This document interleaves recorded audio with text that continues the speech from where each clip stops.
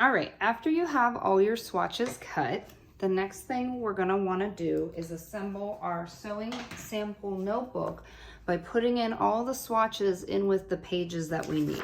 So we no longer need the cutting layout. You can set that aside. What you do need is this list of samples and cuts, okay? You also need your binder with sleeve protectors, and all the pages should be input in order of this list.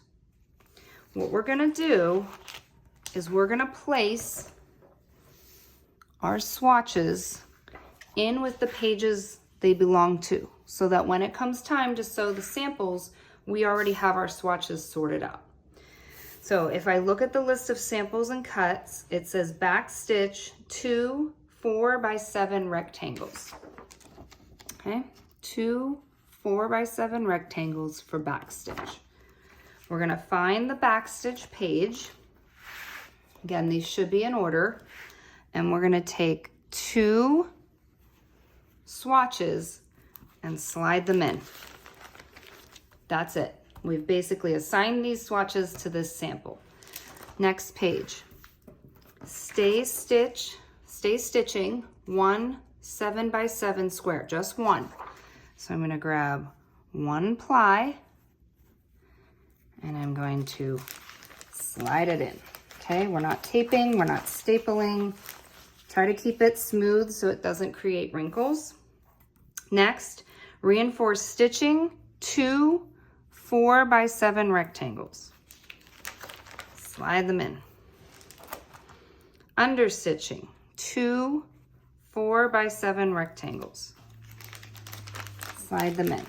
Okay, continue to repeat this. Now, let's see, seam grading 2 4x7 rectangles, 1 2. For concave and convex seam treatments, we need 2 7x7 squares. When we get to them, we're actually going to be cutting these squares to the shape we need. So for the time being, just take 2 7x7 squares and put them in concave seam treatment, okay? Under convex seam treatment, it says use concave squares, so we can leave this blank. Okay, stitch in the ditch 2 4x7 rectangles. Elastic casing 1 7x7 square. It also lists an additional supply, elastic. I will provide that the day we do the samples. Gathering 2 7x7 squares. Single end dart 1 7x7 square. Double end dart 1 7x7 square. 1 inch hem 1 7x7 inch square. Hand blind hem 1 7x7 inch square. Ladder stitch 2 4x7 rectangles. Oops, it's going so fast. Messed up. Okay, hand blind hem goes there. Ladder stitch goes here. Button 1 7x7 square. I will provide the button for you. I did it again.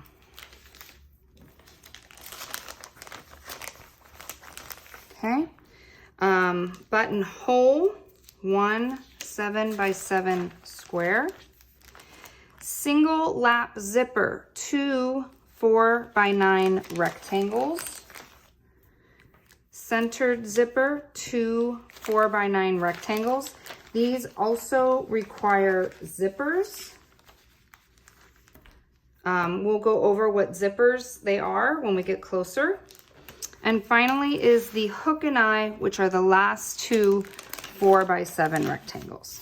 Okay, so you should come to class, this is your homework, to cut these samples and place all the swatches in with their coordinating sample pages so that when we demo and sew these samples, everything is organized and ready to go.